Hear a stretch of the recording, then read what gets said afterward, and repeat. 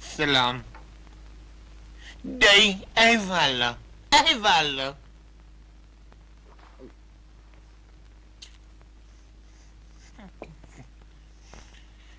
این لقمه ایه که تو سفره ما گوشتی، وگرنه من کجا و شیراز کجا.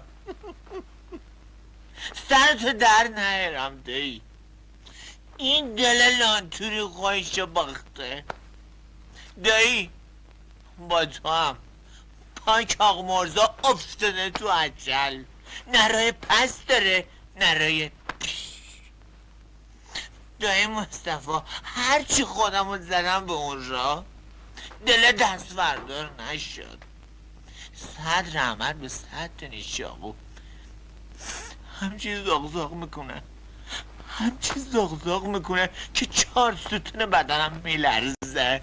سر تو درد نیارم. تو مایه های نامردیه. نالوتی هیچی سرش نمیشه. یک پی آبرویه که دیانش خواهشه. بعد جوری خواهشو باخته.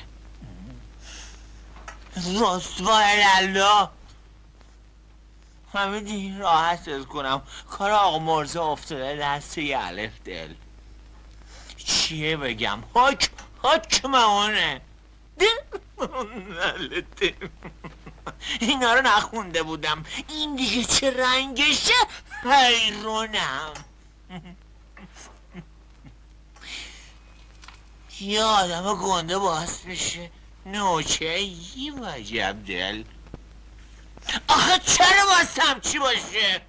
کی گفته مگه من کیم؟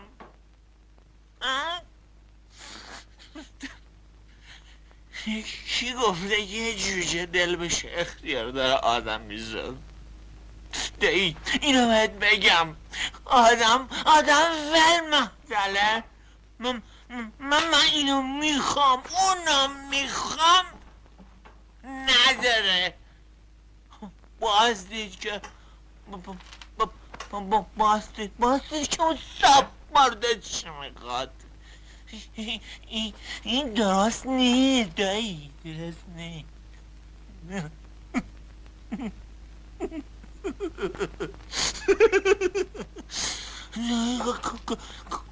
کار یه جا خرابه. حالا از کجا خرابه؟ باز وقت گرفت از او سکره پرسید. دختر شیر زین دل ما رو بردی دل ما غم ما نخوردی. چی بگم؟ آره مگه من کیم؟ تو درسته حلیمه، من نه تو.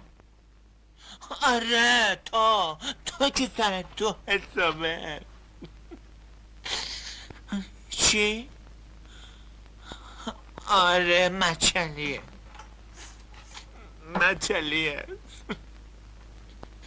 چی میگه اون چشات دایی؟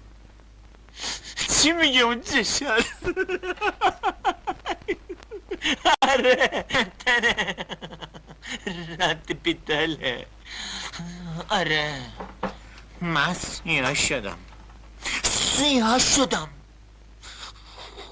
خیلی خوب. مگه من کیم؟ چرا به من میگی؟ مگه من کردم؟